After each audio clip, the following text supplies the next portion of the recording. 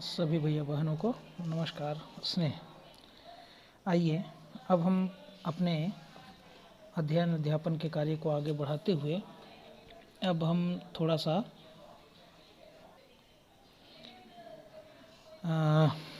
अपवर्तन, ऐसे हमने सामान्य तौर पर पढ़ा है कि अपवर्तन क्या होता है। तो जब कोई प्रकाश किरण किसी एक माध्यम से दूसरे माध्यम में जाती है तो वह अपने मार्ग से विचलित हो जाती है।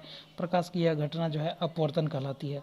अब यहाँ पर अपवर्तन जो है हम पढ़ेंगे प्रिज्म से अपवर्तन किस प्रकार से होता है। तो वास्तव में इसके लिए पहले हम लोगों को समझना पड़ेगा कि प्रिज्म क्या है।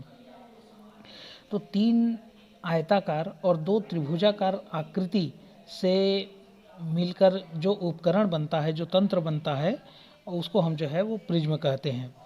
अब प्रिज्म से अपवर्तन को समझने के लिए हम लोगों को एक ये जो चित्र है, इस चित्र को हमको समझना होगा। तो यहाँ पर सबसे पहले हम देखें, यहाँ पर एक जो त्रिभुज है, इस त्रिभुज की आकृति को हम जो है वो प्रिज्म है अपन ऐसा मानते हैं। अब यहाँ पर NO अभिलंब हो जाएगा AB पर, और ठीक इसी प्रकार से AC पर अभिलंब हो जाएगा ON डैश। तो यहाँ पर देखिए कि जब कोई प्रकाश किरण PQ AB पृष्ठ पर आपतित होती है तो जो है वो अपवर्तन के पश्चात QR दिशा में और चली जाती है। इस प्रकार से ये आपका आपतन कोण हो जाएगा और ये अपवर्तन कोण हो जाएगा। ठीक उसी प्रकार से अब AC पृष्ठ के लिए अगर मैं देखूं तो ये जो QR है ये आपतित किरण होगा और अपवर्तित किरण हो जाएगा आपका RS। तो इस प्रकार से मैं कहूं तो PQ आपतित प्रकाश किरण है, QR अपवर्तित है और RS को हम निर्गत किरण कहते हैं।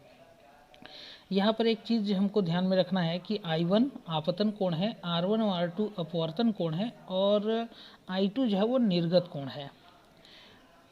आपतित किरण को आगे की तरफ बढ़ाने पर, ध्यान रखेंगे, आपतित किरण को आगे की ओर बढ़ाने पर और निर्गत किरण को पीछे की ओर बढ़ाने पर जो कटान बिंदु पर कोण बनता है, इस कोण को हम विचलन कोण कहते हैं। ये ध्यान रखेंगे।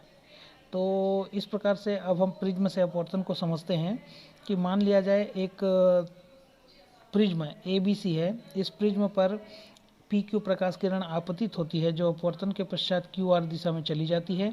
AC पृष्ठ के लिए QR आपतित किरण है और RS जो है वो अपवर्तित किरण हो जाता है, जो अंत में निर्गत किरण के नाम से अपन इसको जानते हैं। विचलन कोण डेल है, I1 आपतन कोण है। इस प्रकार से चित्र में हमको जितनी भी चीज़ें दिखाई दे रही हैं उनका हमको वर्णन करना है। अब हम आगे चलते हैं और देखते हैं कि यहाँ पर हम लोग देखें इस चित्र में, तो बहिष्कोण प्रमेय से अगर मैं बोलूँ कि त्रिभुज AQR में तो डेल का जो मान होगा ये वाले कोण और इस वाले कोण के बराबर होगा, के योगफल के बराबर। बहिष्कोण का मान सुदूर अंतःकोणों के योगफल के बराबर होता है। ठीक है, तो अब इस कोण को हम लोग क्या लिख सकते हैं? तो इस कोण को मैं लिख सकता हूँ I1 माइनस R1 और इस वाले कोण को मैं लिख सकता हूँ I2 माइनस R2। ठीक है, तो ये टोटल कोण है I2, इसमें से ये घटा देंगे R2 को तो ये कोण बन जाएगा। ठीक इसी प्रकार से ये I1 है, ये टोटल कोण I1 हो जाएगा शीर्षाभिमुख कोण से, और ये छोटे वाले कोण को घटा देंगे R1 को तो ये छोटा वाला कोण I1 माइनस R1 हो जाएगा, और ठीक इसी प्रकार से ये I2 माइनस R2 हो जाएगा। तो उसी को अपन यहाँ पर लिखे हुए हैं। अब यहाँ पर हम लोग देखेंगे तो जो चित्र हमारे पास है उस चित्र में यदि हम लोग देखें कि कोण O plus R1 plus R2 ये तीनों का जो मान है वो 180 डिग्री के इक्विवेलेंट होगा। तीनों का योगफल जो है 180 अंश होता है। तो मैं कोण O बराबर लिखूं तो कोण O बराबर हो जाएगा 180 माइनस R1 ब्रैकेट में जो है R1 प्लस R2 ब्रैकेट में लिखेंगे अपन। ये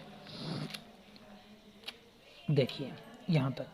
इसके बाद जो चतुर्भुज आकृति बना हुआ है, इस चतुर्भुज आकृति में हम लोग क्या बोलेंगे, यहाँ पर फिर से एक बार देख लें। चतुर्भुज AQOR में A plus angle A plus angle O plus angle AQO plus angle ORA, ये चारों। अब यहाँ पर ध्यान रखेंगे ये लंबवत है, इसलिए ये 90 अंश होगा, ये 90 अंश होगा, मतलब 180 अंश ये दोनों हो गया, तो शेष बचे कोण भी 180 अंश होंगे। तो ठीक इसी प्रकार से यहाँ पर देखिए ये, तो यहाँ पर इस प्रकार से हम लोग इसको लिखेंगे, तो कोण ए का जो मान हो जाएगा वो हो जाएगा R1 + R2 के बराबर। कोण ए बराबर R1 + R2 हो जाएगा।